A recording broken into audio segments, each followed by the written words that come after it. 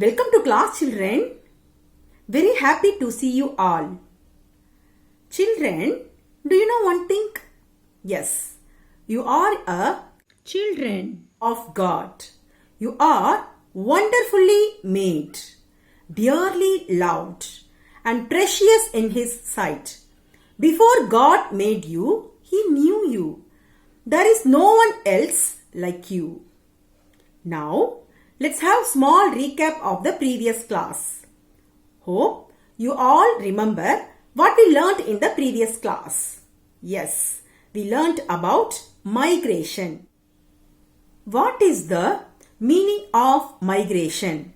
Yes, migration is the movement of people in or out of a region or a country. When people move into the country, it is called immigration, and these people are called migrants or immigrants. Immigrants, which means internal migration. When people migrate out of the country, it is called emigrants, and these people are called out migrants or emigrants. Emigrants, which means international migration. Okay. Before starting the class, I am going to ask few questions. Name the 4 spheres of the earth. Yes. Lithosphere, hydrosphere, atmosphere, and biosphere. Among the following spheres of the earth, according to you, where do you think life exists? Yes, life on the earth, as we know, is possible because of the combination of land, air, and water. Thus, each domain contributes to supporting life on the earth. Life exists in the narrow zone where the 3 domains meet and interact. And this 4th domain is known as the biosphere. Yes, in this class we are going to learn about biosphere. What is biosphere? Yes, biosphere, the 4th sphere of the earth, is a life supporting layer that exists on the earth's surface. This layer on the earth encompasses the lithosphere, hydrosphere, and atmosphere. It includes flora and fauna that thrive on or near the earth's surface. Now, let's see about ecosystem. What is an ecosystem? An ecosystem is a community where all living organisms live and interact with one another, and also with their non-living environment such as land, soil, air, water, etc. Ecosystems range in size from the smallest units that can sustain life to the global ecosystem or ecosphere. Example, cropland, pond ecosystem, forest ecosystem, and desert ecosystem, etc. Next, components of ecosystem. An ecosystem consists of 3 basic components, namely abiotic components, biotic components, and energy components. In first, abiotic components include the non-living, inorganic, physical and chemical factors in the environment. Example, land, air, water, calcium, iron, etc. Then, biotic components. Biotic components include plants, animals, and microorganisms. Biotic components can be classified into 3 categories. In first, producers. Producers are self-nourishing components of the ecosystem. Hence, they are called autotrophs. They are found both on land and water. Example, plants, algae and bacteria, etc. Then consumers. Consumers are those that depend on producers directly or indirectly. Hence, they are called heterotrophs.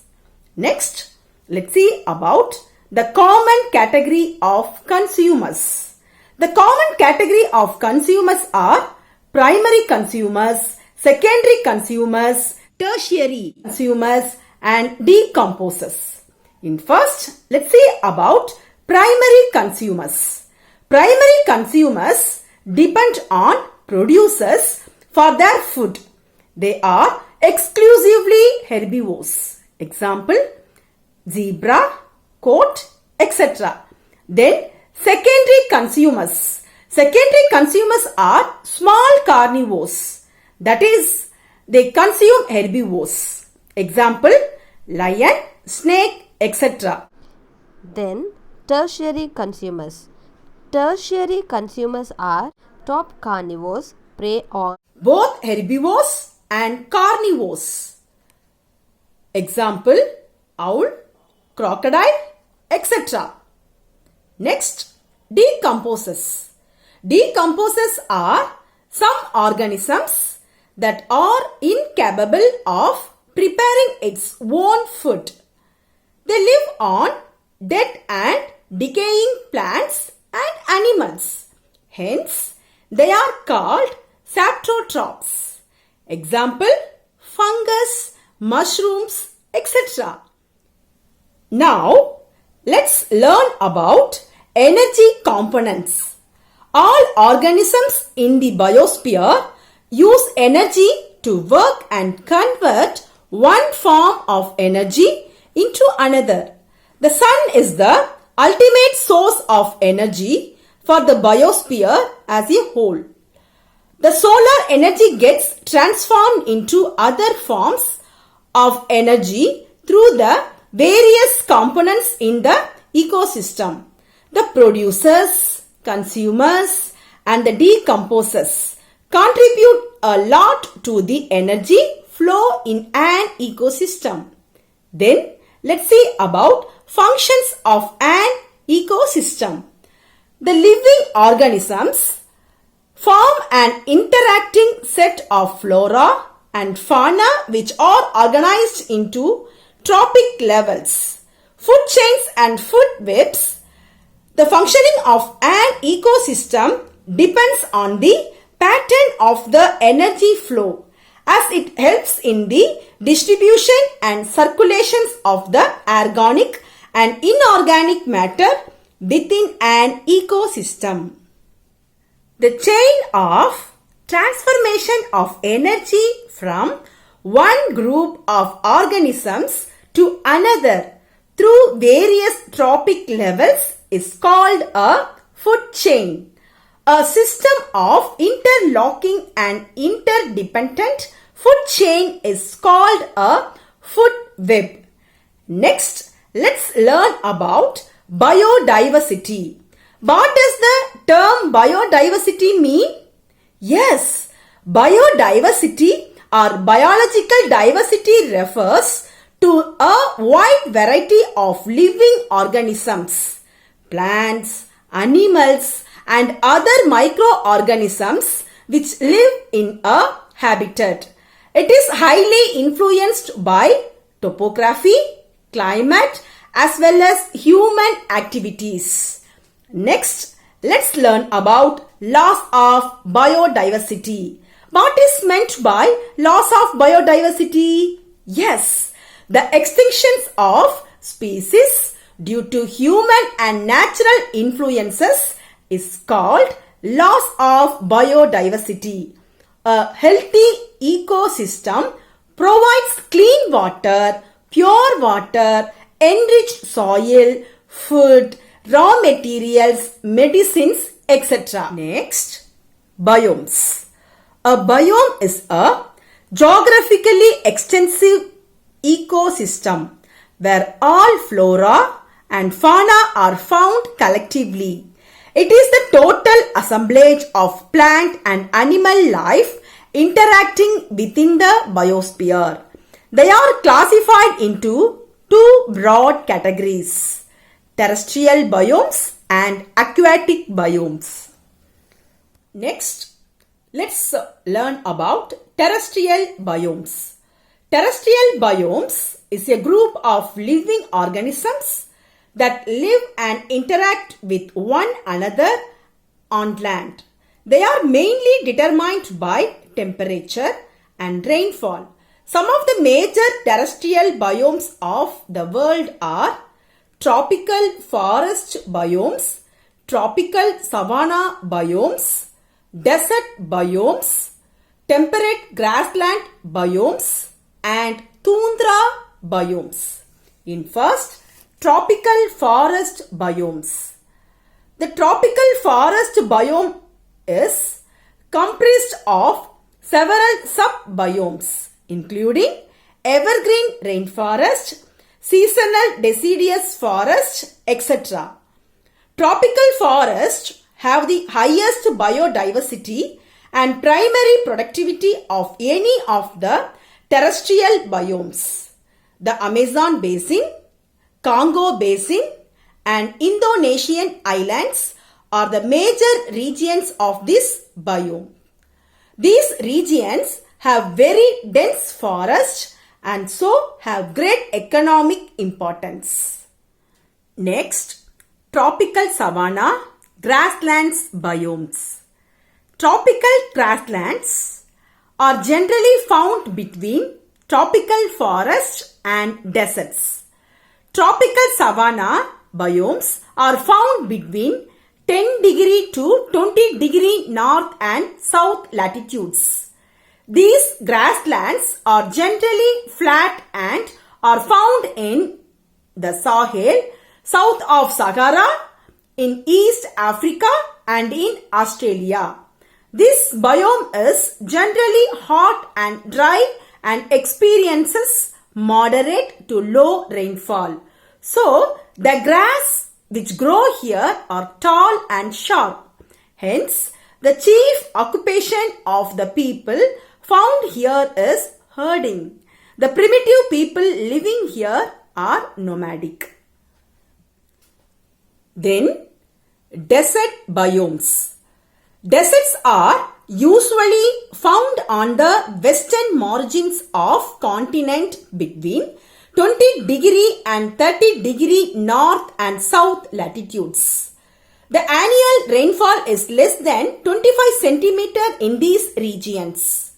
Due to the lack of rainfall and arid conditions, these regions do not possess any vegetation but have special vegetation type called xerobiotes. Then, temperate grassland biomes.